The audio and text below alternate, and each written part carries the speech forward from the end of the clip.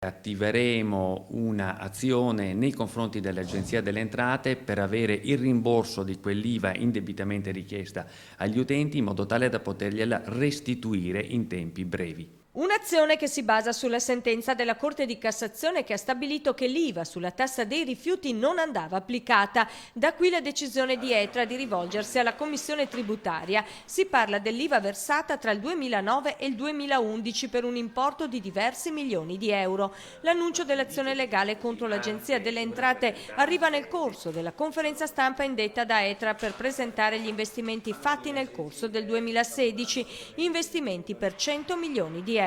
Investimenti significa opere, significa infrastrutture per un territorio, infrastrutture che si traducono nell'ambito del servizio idrico in nuove fognature, nuovi acquedotti.